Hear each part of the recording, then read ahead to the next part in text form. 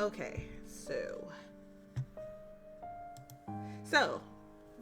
I think I remembered to turn on the mic this time. I think I did. I hope that I remembered to turn on the mic this time.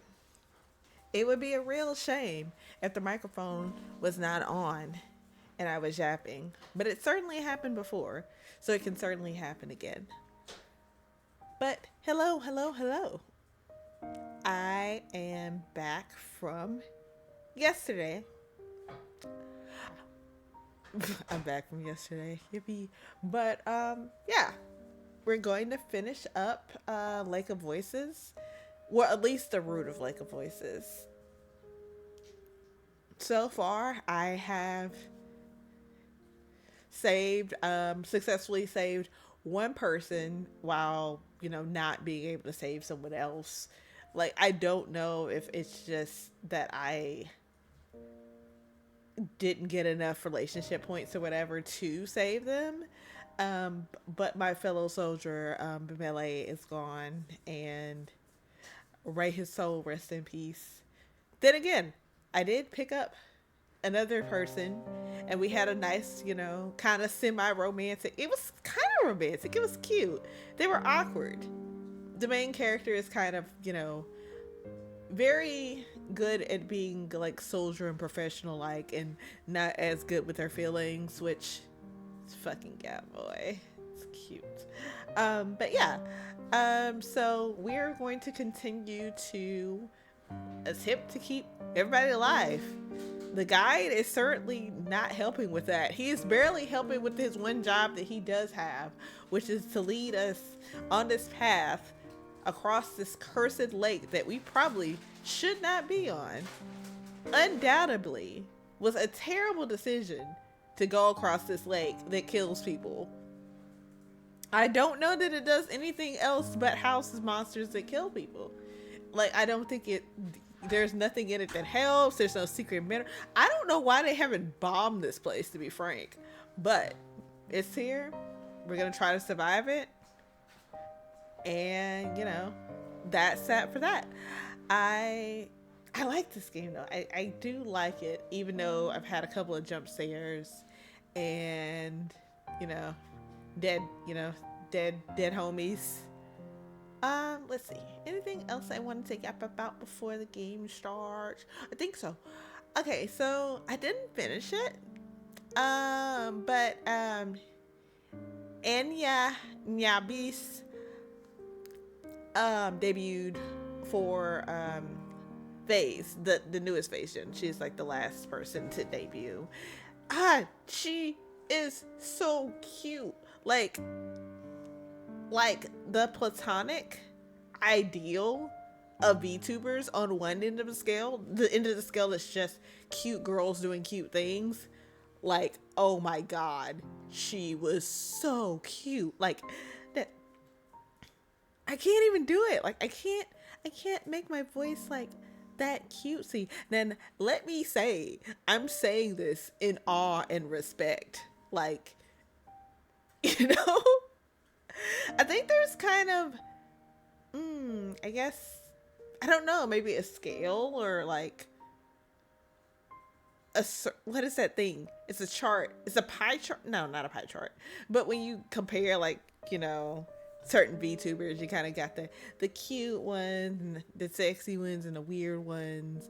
And I think cute, sexy, weird is the balance of I guess the appeal, the sort of surface level appeal, easiest way to get across why you're watching this person sort of thing. And just like far on the cute scale, then like splash the sexy scale. And then meanwhile, I don't know, man. If I knew how to sell myself, I would probably, But anyway, girls are cute. VTubers are cute. Watch VTubers. Watch more VTubers right now. If you're not doing that, you should be doing that. But yeah, let's get back to loading Lake of Voices. The sky turns orange as sunset comes upon us. As the color seems to drain from the world, being consumed, I really want to kick this guy in the teeth. Like, if there is an opportunity for me to like leave this man to his devices to die, I will take it. And I think the world would be better off, because it's like nobody's going to be there to guide anyone across the lake. That means nobody is going to attempt to cross the lake. I mean, hopefully it would deter people from crossing the lake, so we can get to like bombing the lake out of existence and get on with our lives. Like, why is there just a lake that kills people in existence? Why? Anyway, as the color seems to drain from the world, being consumed by the fog, the guide makes his appearance. Lou avoids eye contact with him. It's almost time. I nod and feel myself grow tense. We truly are about to return to those bridges. All of us wait in an uncomfortable silence until night falls. We silently stand as one, forming a visual of sorts. Our remaining lanterns illuminate the dark, prepared for tonight's journey. And yet, the way forward does not appear. The bridges haven't risen from the depths. I glance to my side. The guide doesn't look at all pleased. The corners of his mouth have a harsh bit to them as he briefly loses himself to heavy thoughts. We must go to the shore. He doesn't offer the explanation for why. Instead, he goes on without it. See? This is the kind of shit I be talking about. This is my op. I follow after the guide, my forehead creasing with swelling worry. Behind me, I hear Margaret and Lou's unsure footsteps. The four of us press onto the shore. The dark water is lapping the edge of the sand, and as expected, the maze is still hidden beneath the surface. The guide grips his staff tighter still, his knuckles turning ghostly white. He sucks in a breath of air, like he's about to speak, but he hesitates. We all stare at him expectantly. After a moment more, the guide is fed up with waiting. The bridges are late. If they don't arrive as soon as darkness falls, there's no telling exactly how long it will be before they do. Well, we can't do shit about that.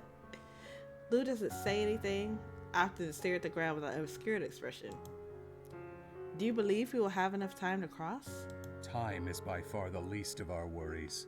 On the bridges we are constantly moving, which makes it easier to avoid the prowlers. However, this island does not offer that luxury. We're trapped here. My body goes rigid as those words sink in. More importantly, the bridges are raised above the waters. Nixie have difficulties pulling themselves up onto the bridges. The soft sloping of the shore will allow far more prowlers to drag themselves towards us. We just be in terrible situations. Not all will be as dangerous as the ones we've encountered thus far. However, we could easily be overwhelmed. A pit forms deep in my stomach. I stare at him, aghast. I had no idea the situation was that dire. I glance from the waterline to the trees. What I'm looking for, I don't know. A sign of what might be to come, perhaps? Margaret moves in discussion. Her mood is rapidly declining as well. Then what should we do? We shouldn't stay on the shore if the monsters could be coming towards us at any moment. The guide closes his eyes and suddenly looks very worn down. Staying in the center of the island is the safest option. However, there's the risk that we may not be able to reach the bridges when they do rise. Prowlers could have taken full control of the shore by then. Remaining here with our lanterns will ensure the prowlers cannot move freely. My brows involuntarily met together. I don't like the sound of taking additional risks in an area that's already so dangerous, but our options are thin. I will not be kept on this island for another day, so the shore is where I will be. You may wait at the edge of the forest, or even at the center of the island if you fear being attacked. If the prowlers come between us and you fail to make it to the bridges, I will leave you behind. We know! The guy is making his decision and we will sway cars. If you were staying by the shore, perhaps I could be positioned somewhat further back from you. And then the others could stay further back still. That would keep us safer, without having any major gaps of darkness between us and the shore. I'd say that's likely our best option, and we don't have time to come up with any other way regardless. Fine. Settled on the matter, the three of us begin to move away from the guide. He pays little attention to us, instead silently fixing his eyes on the water. I take my place in the middle of the shore, while Margaret and Lou hover closer to the island's core on a line between dirt and sand. Let me save. I smell it coming. I smell the bad vibes. After getting a sense of where they are, I turn my gaze ahead. At first, I think I'm being fooled by the fog. There are several white dots playing along the edges of the water. Dark glows begin to surface, and I see them for what they are. Eyes. So many white, dribbling eyes, gleaming sharply against their pitch-black bodies as the Nixie bob up and down. They surface and disappear in a loop, each time more sets of eyes and closer, surveying us more intently. And then they cackle. The sound is atrocious, gurgling and turning high-pitched as they seem to take full stock of us. The lights in their eyes somehow seem brighter as the first of the Nixie dig their claws in the sand and begin dragging themselves up in the shore. I grab my feet firmer. Plant. Feet. I do something with my feet. I like feet. Firmer. A shrill shriek pierces the air, accompanied by a telltale hiss. I whip my head backwards towards the sound, only to be greeted with coal-black darkness. I cry out desperately into the blood where Margaret and Lou stood. What happened? Shit! There's silence in the best sound possible. Margaret's voice replies, albeit secretly. There was a prowler in the woods. I didn't notice it until it was close to me. I dropped my lantern when I saw it. The light was enough to drive it away, but now it's gone. Shattered. I swerve my head back to make sure the shore is still clear before I sprint over to release them from the darkness with my own light. Margaret stares at the ground dejectedly when I arrive.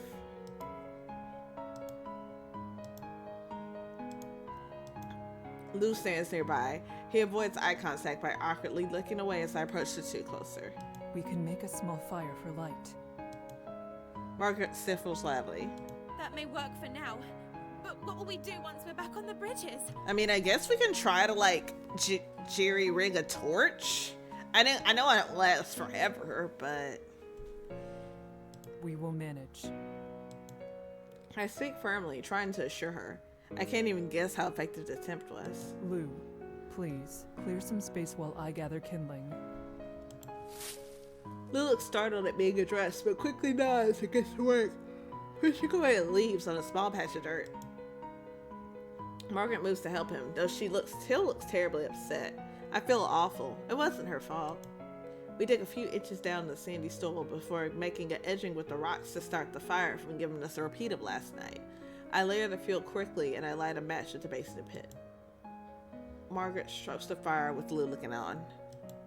The grass ignites easily and showers the area with enough light to keep anything else that might be lurking in the forest at bay. I release a discreet sigh. We're truly lucky no one was injured or lost during this ordeal. I keep that thought to myself, however. Hearing it would only make Margaret feel worse. You should go back to your position, Kika. It will all be for nothing if we can't make it onto the bridges in the first place. Right. I force myself to sound bold. We're going to get through this. Margaret attempts to smile at me.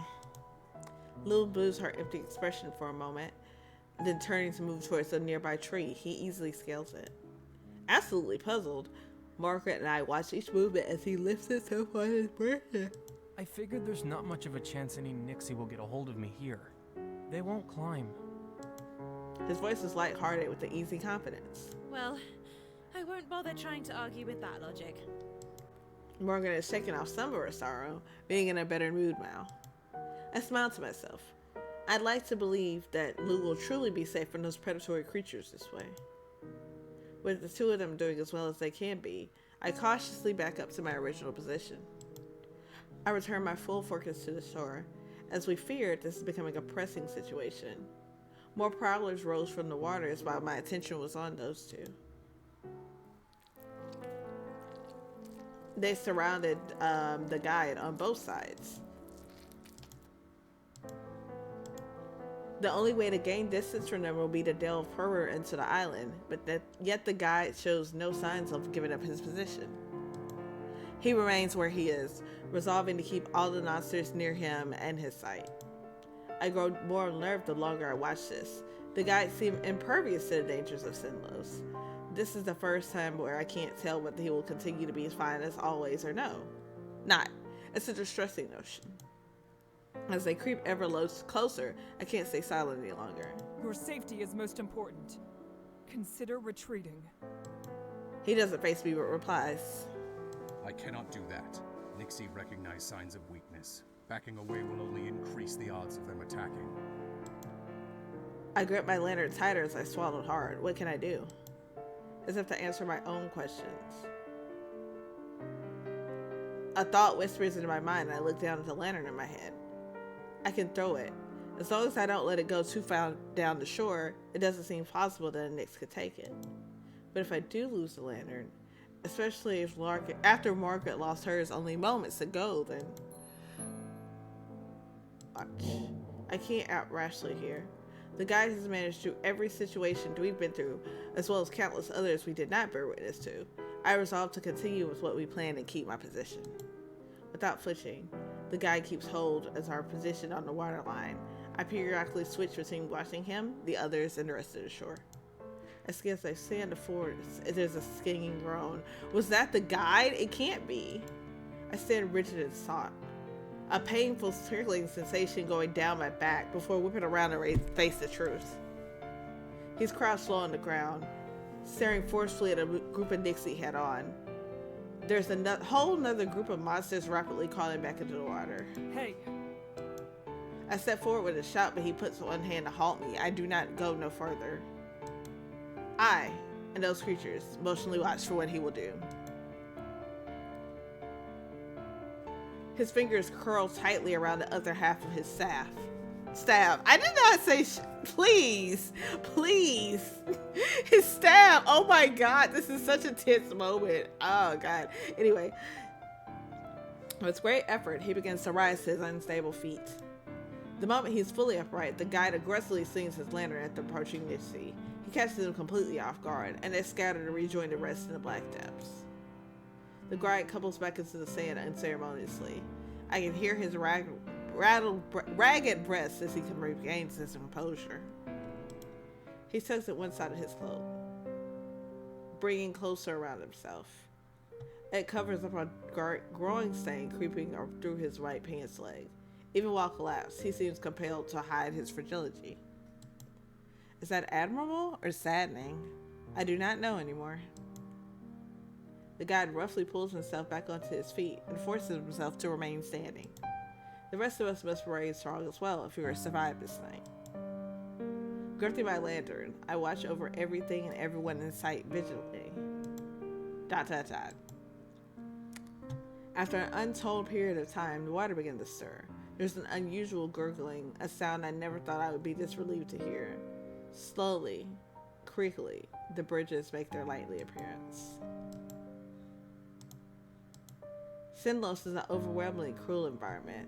This island had felt like a safe haven such a short time ago, but that has been twisted to the point where I'm grateful for even a chance to return to the maze, and we may not even reach that. More Nixie are breaching the water and reaching themselves onto the sand. The guide signals to all of us. We have to leave! Thanks to his position on the shore, the guide is able to board the bridges without confrontation. For the rest of us, however, the Nixie begin to crowd the opening. It appears they want to get on themselves. We have desperately little time before we'll get cut off from the guide. I look at my lantern. Will this light alone be enough to cause them to disperse? Come on! Guardian's child cut straight through my thoughts. There we go! There we go! Big Margaret, not the little one. She's advancing toward me, holding onto a heavy stick with the end set on fire as a makeshift torch. The sight is striking. It won't last long! We need to get through now! She needs to not say any more. The three of us push our way forward. As we advance, Margaret relays her plan. We'll toss the branch when we get close. The smoke spewing off this thing is making it even harder to see than usual. So you tell me when it's time, Kika. I can do that. The shore approaches closer and closer, and every single one of the Nixie turn their attention towards our small group. Now, after alerting Margaret, she gives her all to herd the flame ahead of us while avoiding setting the bridge itself on fire. The monsters flee for the torch. A path is clear. We waste not one moment sprinting toward the bridges. With the others near my side, okay, cool. We made it. However, it was possible to fuck that up. I did not fuck it up. Yippee. With the others near my side, I amble back into the maze. We don't stop until there's a considerable distance between us and the shore. It is there that we encounter the guide. Upon seeing his figure, I hide a sigh of relief. We haven't been left behind. Our arrival doesn't change the guide's empty expression. He doesn't say or do anything, instead allowing us all to catch our breath. Lou looks as though his legs might fall down underneath him. Normally, I wouldn't ever say anyone on these bridges are lucky. But we are. Margaret chimes in, equally as amazed and exhausted. I don't know how we managed to do nothing wrong. That feels far more fitting for this journey. We treasure the moment, trying for a little more for the guide into silence. We need to start walking. We've already lost much time as it is. True. Almost as soon as he finishes his statement, he stumbles, nearly falling back down. His hand slips down the shaft of his staff as he sinks to the ground. He gasps under his breath. Are you all right? Is there anything we can do? I don't have much, but I could still clean and wrap it. I take a few hurried steps closer. I reach my hand out toward him, which he hurls away from like a barn cat. He turns his gaze up to me and shakes his head. I tended to it myself when you were still on the shore. Moments tick by and I stare at him, growing ever more nervous. As horrible as his injury is, the larger situation at play is dire for us all.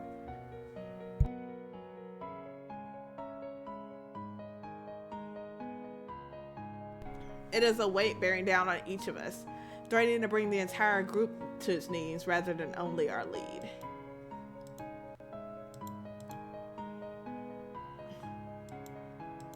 We can't stay here. Are you able to walk? He eyes his feet with gritted teeth and clenches his staff tighter. Not like this. Shit. A beat of quiet passes before he continues, his voice slightly ragged. I have a way. It will be enough to get to the other side. Shaking, he removes a hand from his staff and reaches into his cloaks, searching for something. I have little other choice than to watch as he searches his pockets. The panic we thought has passed starts creeping back in. He retrieves a small bowl with a viscous liquid inside, swishing it slightly as he holds it up. I peer at it curiously. Drinking this will numb the pain. I'll be able to ignore that my leg is injured for the time being. I analyze the vial hesitantly. I'm pensive as I'm mulling over the possible other effects it could have. Something that potent would be a miracle drug if there were no downsides along with the positives. Is that safe? It must cause drowsiness or have some kind of impact on you. Not to mention, pushing your leg so hard when it's in that state could permanently ruin it. He regards me as his lips twist away partly in a snarl. My leg isn't broken. It will heal without issue once I'm able to treat it. In order for that to happen, however, I need to live. God, you're so insufferable. I flinch slightly. He usually wouldn't snap at such a question. The pain must be truly getting to him. That is good. I'm still not clear on what the side effects are. We must be prepared for whatever may come. It's like I should be being fair because he is injured, but did nobody tell him to do none of the stuff that got him injured?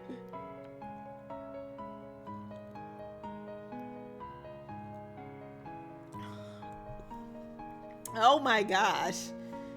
Now your leg broke and whatnot. We might have to carry you across the bridge and... It can slow reflexes and cloud the mind. Jesus Christ. I look at him nervously.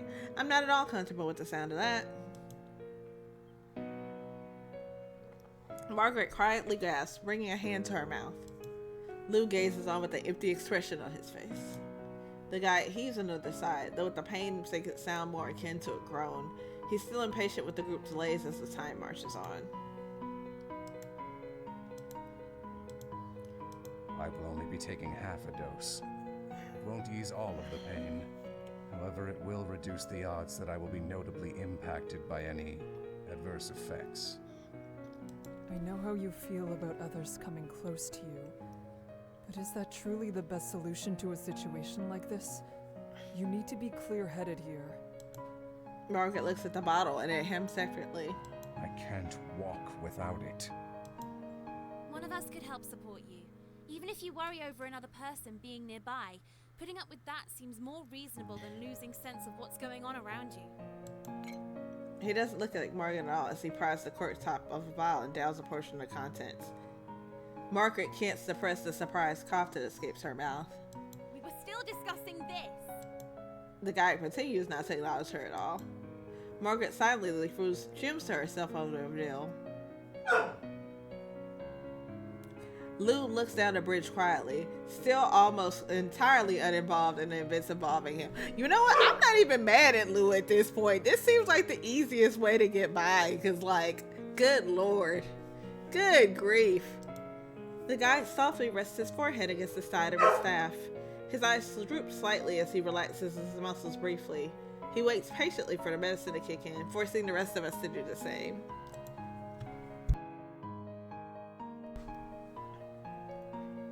After a brief pocket of time, the guy's labored breathing steadies, and he slowly pulls himself up to his feet with his staff as leverage.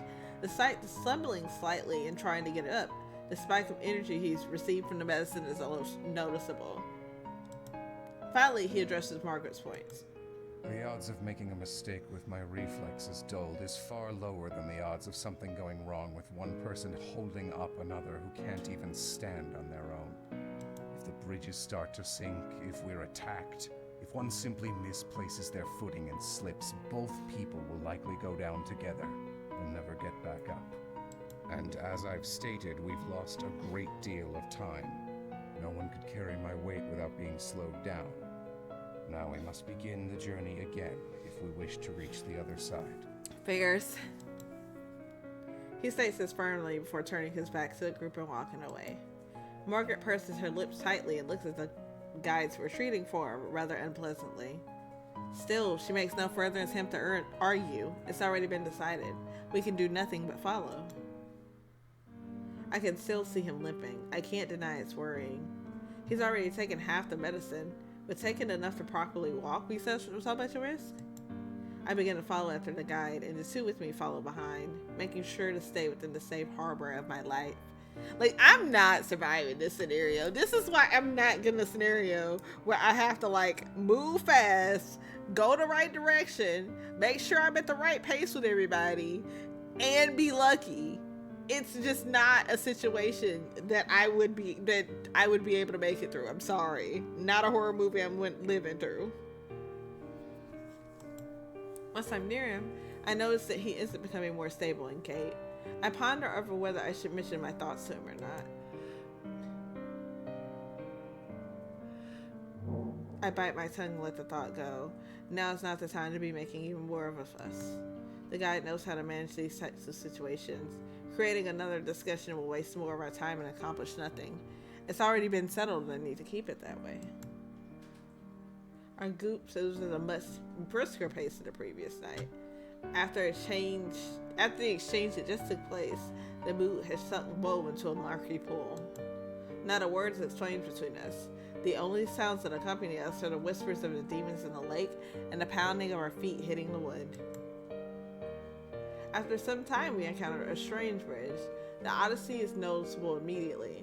The boards bend inward and become far narrower than the other bridges that we come across. The guide marches forward with no hesitation, while the rest of us awkwardly halt in front of the unknown path.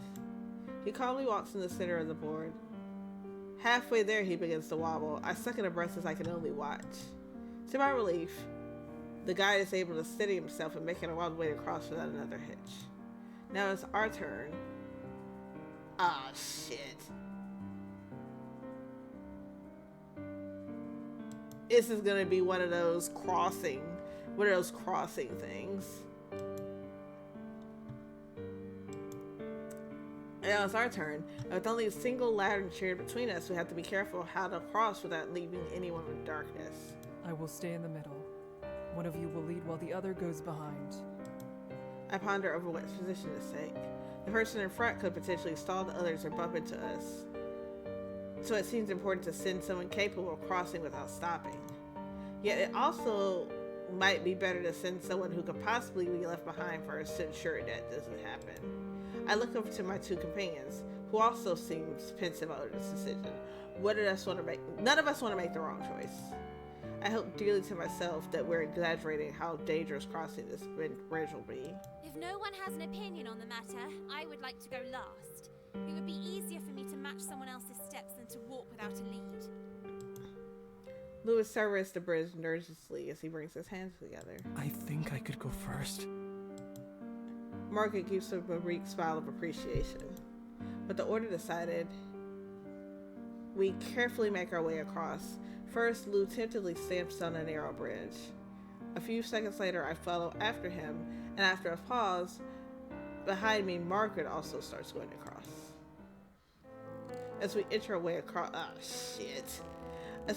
across, something strange starts to happen. I notice the bridge starts to bend down to the right. I suddenly realize that the weight of all of us is stressing the support beams.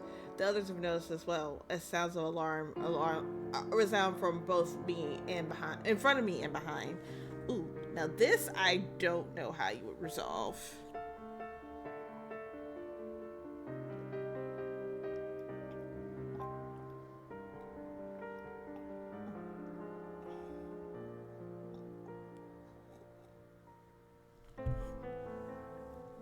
Shit, take some clothes off. Try to relieve some weight. I'm speaking a hush whisper, trying to remain calm. We need to focus on keeping ourselves centered. We can't let the bridge tilt. I think over our predicament. I can't leave Margaret behind. There's nowhere for her to go with no other source of light nearby. Luke could try going by himself while we keep still. We aren't close enough to a guide for Lou to remain in light completely. However, with only him moving, hopefully the bridge will remain stable enough for him to cross it quickly. With him safe on the other side, we'll have an easier time keeping the bridge from bending again. I can't be sure if it's worth the risk, though. These concerns may be a knee-jerk reaction to seeing a sign of danger. If all of us go slowly, it should be possible we should still cross together. Lou, go without us. I hastily share my thoughts on the matter with the other two. He looks down the path ahead of him. I can't see his expression. Margaret keeps quiet, a silent agreement towards my hand. Without any further conversation, Lou begins to carefully make his way down. It mostly stays in one piece. The bridge slightly creaks from side to side. Luckily, it's not extreme enough tilt to unbalance anyone. Lou successfully reaches the edge of my life. For a moment, he stares down a path of darkness. Lou manages to inch closer and closer to the other side. However, his frantic pace causes him to misstep. He gasps as the upper section of the bridge lurches to the side. I want desperately to help him. However, I'm hit with the painful reality that the only way to do so is by remaining still. Either step I make towards him will only shake the bridge further. I have no choice to simply watch what unfolds. The bridge continues to tilt. No, I'm not. No, I'm not doing it. We are trying again. Save scumming is what this genre is all about.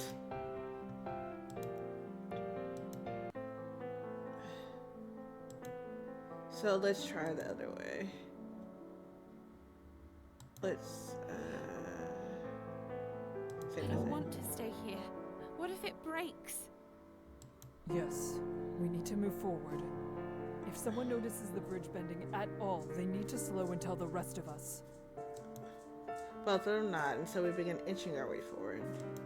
I focus my thoughts on putting one foot in front of the other, keeping my balance in check as I try to remain centered. Despite our breath, oh god damn it! Can't have shit in Detroit. Oh my god, this game is so. Despite our efforts, however, the bridge begins to tilt sideways and slower. We can't stay in sync with one another, causing the front bridge to bend down to the left while the back switches to the right. Stop! We need to rebalance. All of us moving our positions once only further contorts the bridge and begins to rock dangerously back and forth. I start to struggle to remain on my feet, let alone be perfectly centered. It isn't me alone. The lot of us struggle to keep toppling over as the bridge wavers from side to side. I hear a high-pitched yelp from behind me. Shit! I turn my head and see that Margaret is slipping. She shuffles haphazardly on her feet and draws dangerously close to the edge. I reach a hand to her, as futile as it is. She's already lost her balance and topples over the side of the bridge completely. Margaret! Shit! I shout desperately, but my voice can't help. She struggles just below the surface of the thick water until the monsters make their way to her. She never resurfaces. There's not so much as a bubble coming up from the lake. Shit! The bridge slowly creeps back to the place, sloshing as it settles to its original position, all as if nothing happened. The eerie stillness overtakes the area as I stare, mouth trembling, at the place my companion. Damn it! We can't have shit in this game! Oh my god! Why did I play this? I'm overwhelmed with feelings. My eyes filled to the brim with tears. Why? Why did this have to happen? Before I have any time to grieve, the guy's voice rings out on a whim across the bridge. You cannot stay there. You must keep going. Ah, fuck off. I count my breaths in an attempt to calm myself. As long as I stand here, Lou can't move. I'm going to start walking again. I will too. Shit. Lou speaks very softly. Now with only 2 steps of feet instead of 3, it's not as difficult a journey to make. The mere ideal of one of us being missing pains me to my core. Shit! I'm so mad! Oh my god! Eventually we make it to the other side of the narrow bridge, and the remaining 3 of us stand together quietly as we process what happened. I place my free hand over my face to cover my eyes as I begin to weep. Not all of us made it. No matter how many times I stated in my head, I'm not able to make myself accept it. We were all here just a moment ago, and yet how? How could this have happened? Forget what you saw.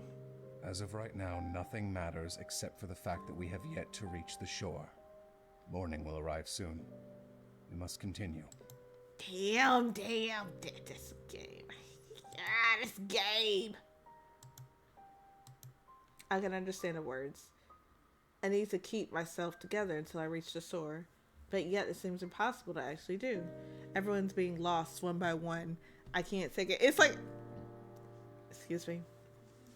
It's like, I don't know if it's my choices or if the game is just evil. It could be either, but I don't know.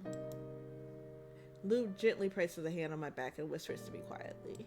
It's okay. The guide taps the base of his staff into the boards, not allowing me to come across to my sorrow. Lou shuffles towards the guide, but he doesn't make it very far before he runs out of light for my lantern to remain in. Lou comes back, taking my hand and cradling it in his own, and starts walking. I manage to make myself take a step forward. My stomach twists as we simply have to move past the death of another person for the second time. It's so cruel. Margaret was so bright, so thoughtful. Even with all her teasing remarks, she had so much to offer, and it was all lost in a moment. I'm sorry. I'm so sorry. Shit. After hours of navigating the web of bridges, the faint silhouette of the shore creeps into view. It seems unbelievable that the end is in sight. Even that wisp of hope that's literally eased the ache inside me. I still feel hollow inside. Those of us remaining continue in the direction of the shore, and the darkness around us begins to break. I see the worry sprouts inside me. Will we make it? The guide ahead seems to have no concern on his face. No sign of concern on his face. I hold on to the hope that we'll be able to make it through. ... We near the very end of the bridges. I can smell the trees and the earth, and even through the fog, I can almost count the remaining bridges between us and land. Oh, god damn it! Between the end and us, a prowler appears. Lou doesn't seem surprised, as if he expected not to make it with any further issue, or even at all. I eye the monster intently. It makes no move to leave us, so I turn to the guide instead. Here, take my lantern. Once it's scared off, we'll make our way to the shore. It shouldn't be an issue with it so close by. The guy says nothing. However, he extends his hand to accept my offer. I can feel my body tense for a moment, for relinquishing my light to the guide. It's not much further. I'm sure we can make it. The guide slowly steps ahead. He and the creature brace for confrontation. Lou and I stay close enough to the guide's back to keep from being left behind in the darkness. Be ready to run. Don't get left behind.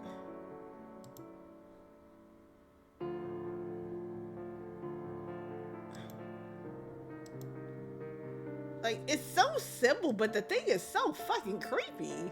And why is it posed like that? Like, this is not America's Next Top Model. Please, leave. He then darts forward, then watches the light directly at the power. It makes a startling hiss before it retreats, defeated back into the black waters. None of us waste even a second looking back. We push forward. I race across the bridges, carefully trying to keep the guide's light edge figure in clear sight.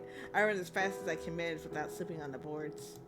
We run across the entire way, spurred on by the shoreline rapidly approaching. Miraculously, I feel my feet plunge in the dirt. I stumble forwards, nearly collapsing on the ground while trying to catch my breath. It feels like I've come out of a long dream. We made it. Lou stands hard from the dirt beneath him. I cannot place what it is he might be feeling, though I barely know how to feel right now. I rest there quietly for a few moments, taking time to allow my breathing and emotions to settle down. Finally, I look up from my lap to see Lou standing away from me. His gaze is empty as he stares into the thick fog veiling the lake. And so he realized I was staring. Lou certainly twists his view back. We look at one another for a time. I can only guess what he might be thinking. No words need to be exchanged for us. I'm glad for it, because I'm not sure I'd be able to speak even if I needed to. ... The sound of sloshing and wood lurches captures our attention as the bridges begin to sink. In a few minutes, only the lonely dock is left. Well, we didn't all make it, but we made it. We made it with some losses. F in this chat, but you know, the shore is here. We did it. The guide I guess he successfully guided us. Yippee. With that, the guy walks toward me. It is time to leave this place. There is nothing left for you here. If he had asked me for some money, I might have decked him.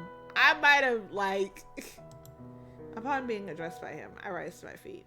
He has a calm look on his face, though there is force behind his serenity. I open my mouth in an attempt to speak, though I quickly realize I have little idea what to say. Do I thank him for this? Should I give him my trust?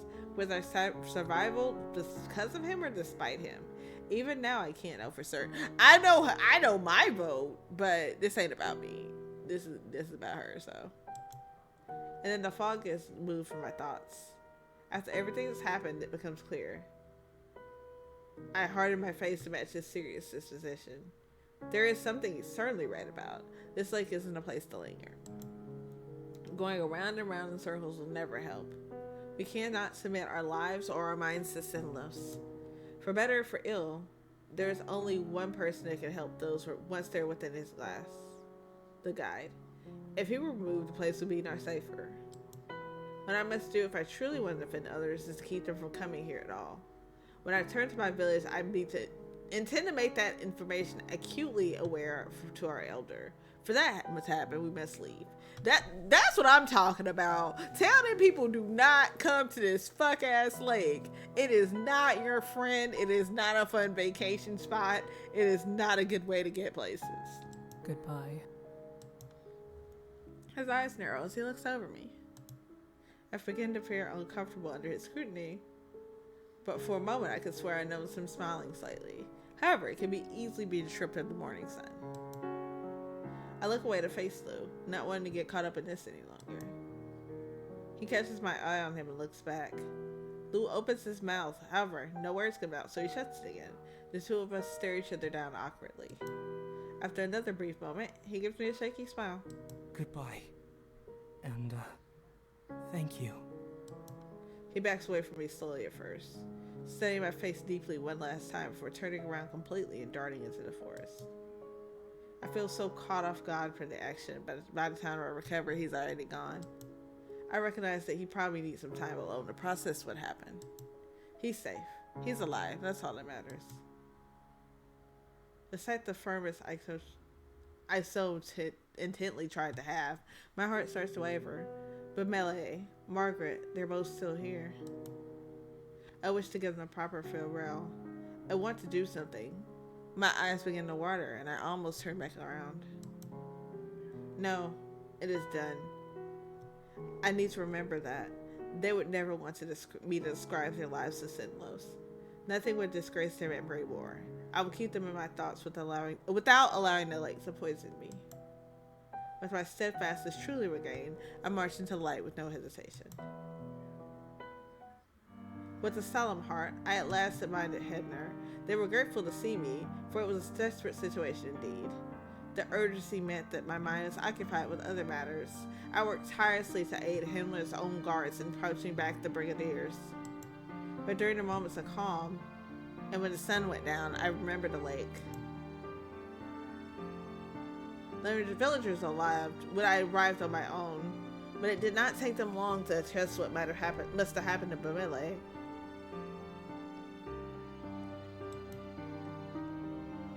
Having to recount the terrible story was almost more than I can endure. Yet I know that it'll be even worse when I must tell my fellow guards back home. They deserve to hear the truth from me, regardless of how I feel. Without receiving payments for his services, the guide must give a report to all those who succeeded and failed to cross the lake. The name and fate of Margaret soon became known in Hamer. I added that she was an intelligent, thoughtful potion and urged them to show respect to her passing. I hope that one day I'll have the opportunity to go to her hometown and give my own proper respects. Lou never reappeared after walking away that moment. I do not know where he has gone, but wherever he went, I pray that he'll have a safe and wonderful life. Perhaps someday we'll meet once more. I have not seen or heard the guide since then. He will remain obscured in that realm of fog and fear, a mysterious light off in the distance that is ever out of the reach of the real world.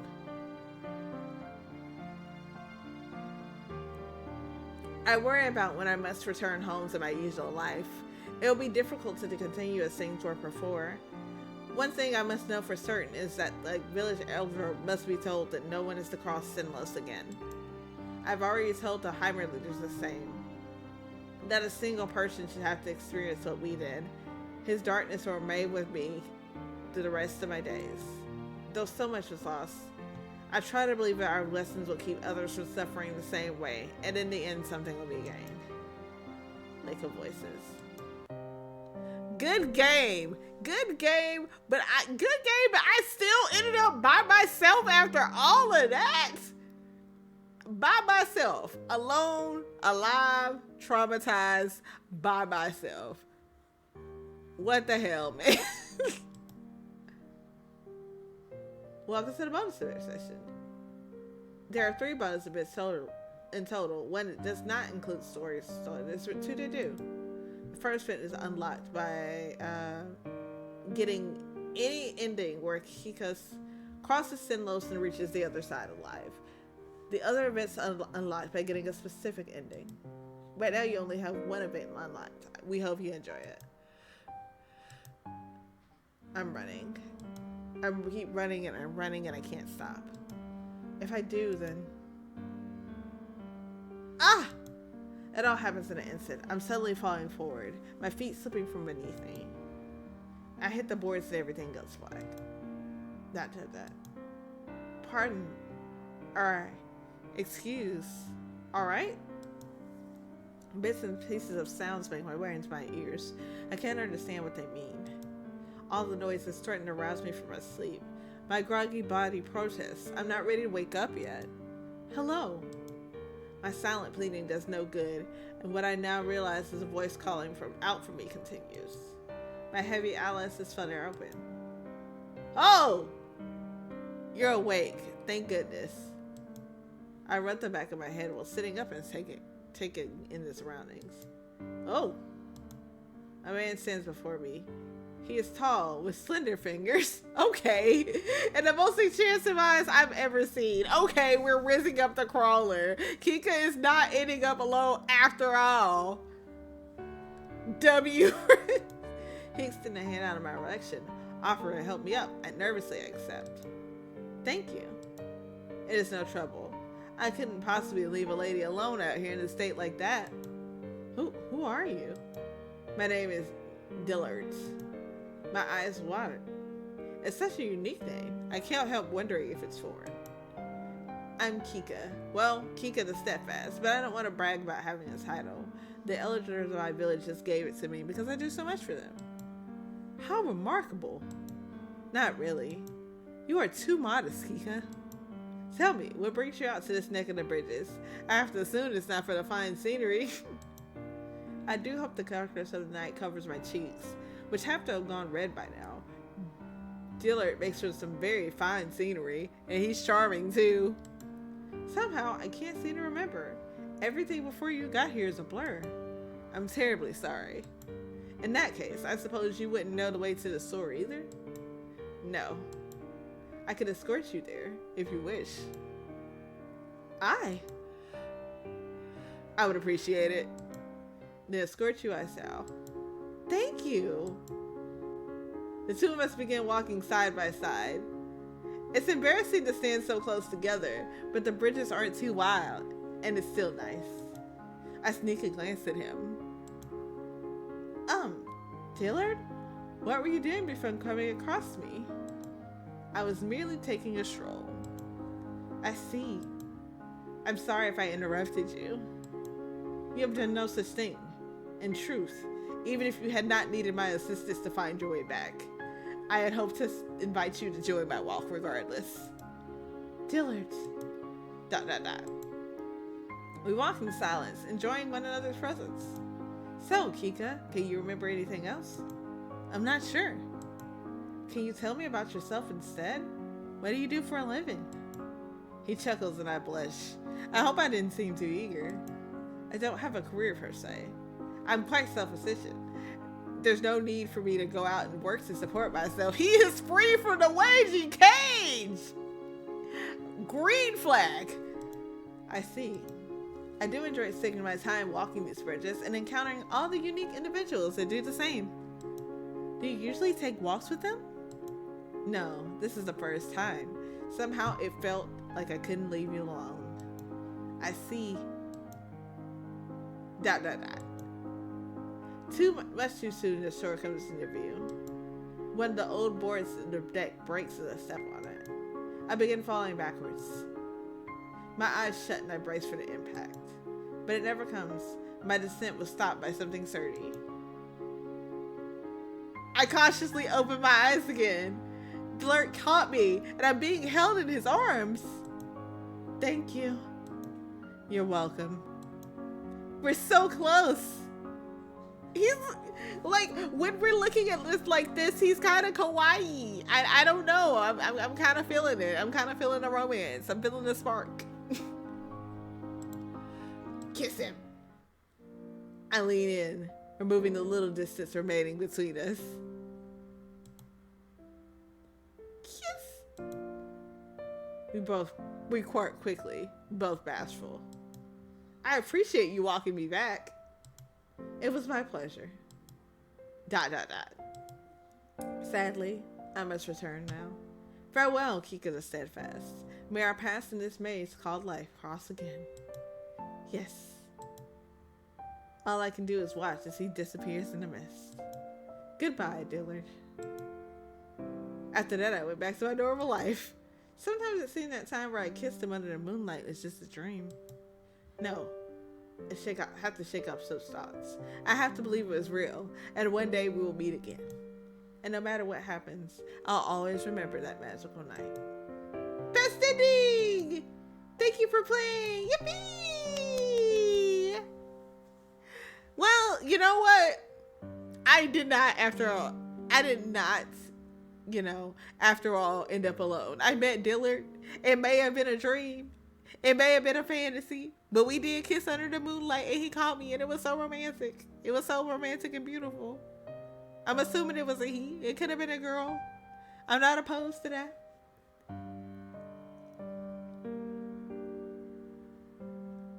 I'm kind of interested in the multiple endings, but also I'm like, it's like, I don't want to necessarily see anybody else, bite it tonight.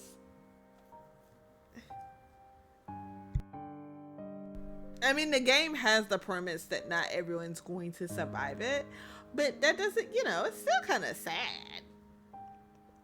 Like, just because it's facts don't mean it had to be the truth, but I think they're serious. I don't think there's anything I could have done to make everybody survive, at least with the amount of, knowledge and stuff that I had. But yes, technically a route finish of League of Voices, which means technically I have completed a game, sort of, a little bit, Oh, God. We might do something tomorrow, though. We shall see. In any case, I will leave it at that, and y'all have a great night.